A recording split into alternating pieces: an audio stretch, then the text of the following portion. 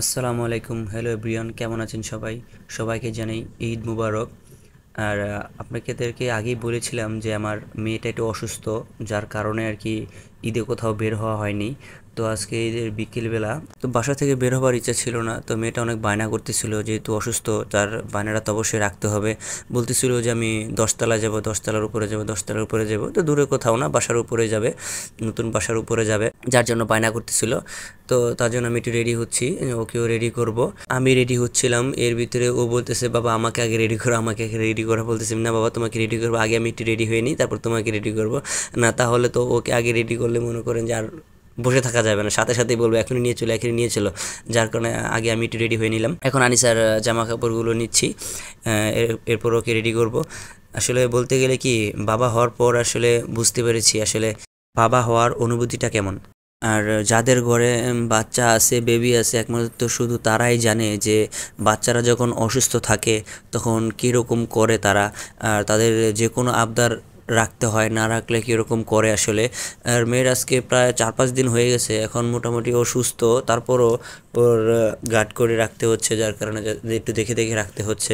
আর যে কোনো কাজে শুধু বায়না করতেছে, অযথাই কান্নাকাটি করতেছে, যার কারণে একটু কেয়ারফুলি রাখতে হচ্ছে। তাই আজকে বিকালে একটু বের হব।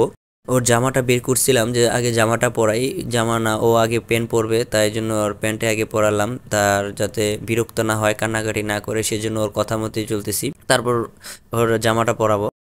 তো ওর প্যান্ট পরানো শেষ, তো এখন জামা পরাচ্ছি।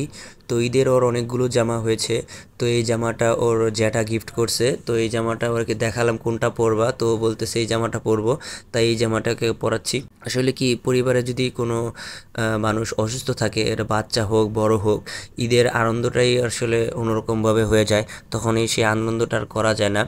কারণ চিন্তা ধারণা শুধু তার ভিতরেই থাকে যে ও কীভাবে সুস্থ হবে। আর আমাদেরও সেই চিন্তা এরকমই ছিল যে ও অসুস্থ, আমাদের কীভাবে আমেজটা হবে, ঈদের আমেজ। তারপর ওর জন্য যতটুকু কেনাকাটা করা দরকার আমরা করেছি, এবং তার ওর দাদু বাড়ি থেকে এবং ওর দাদা, ওর জ্যাঠা ওর অনেক জামা কাপড় গিফট করেছে। ওর নানা ওকে জামা কাপড় দিতে চাচ্ছিল, তো ওর মা বলতেছিল যে ওর তো অনেক জামা কাপড় হয়ে গেছে, তুমি জামা কাপড় দিও না, আমাকে টাকা দিও, আমি টাকা দিয়ে আমার ইচ্ছে মতো জিনিসপত্র কিনে নিব। তো এই জুতাটা আবার ওর মা পছন্দ করে ওর জন্য নিয়েছে। আমাদের এক পরিচিত দোকান থেকে এই জুতাটা নিয়েছি। জুতাটা এক পিসই ছিল, আর বাকি সবগুলো সেল হয়ে গেছিলো। জুতাটা একটু সাইজে বড়, তারপরও জুতাটা নিয়ে নিয়েছি। এখন আমরা যাচ্ছি, যাওয়ার সময় এখন সাকিবকেও বলতেছিলাম যে ওর ছোটো চাচ্চু সাথে যাবে কিনা। তো ওর ছোটো চাচ্চু বলতেছে হ্যাঁ যাব।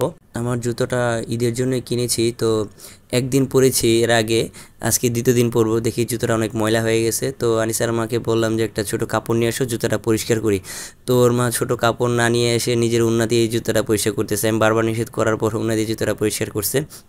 তো যাই হোক, এখন আমরা যাচ্ছি, এখন আমরা আমাদের এই পুরাতন বাড়ি থেকে নেমে এসেছি, এখন নতুন বাড়ির দিকে যাব। তো আনিসা বলতেছিল যে ওই সিঁড়ি দিয়ে যাবে, হেঁটে হেঁটে যাবে। পরে আমি বলতেছিলাম যে না বাবা, তুমি এত দূর উপরে উঠতে পারবে না একা একা, তো আমি তোমাকে কোলে নিয়ে যাব। এখন সিঁড়ি পর্যন্ত, এই গেট পর্যন্ত ওকে আমি হাঁটিয়ে নিয়ে যাচ্ছি, তারপর আমি কোলে করে নিয়ে যাব।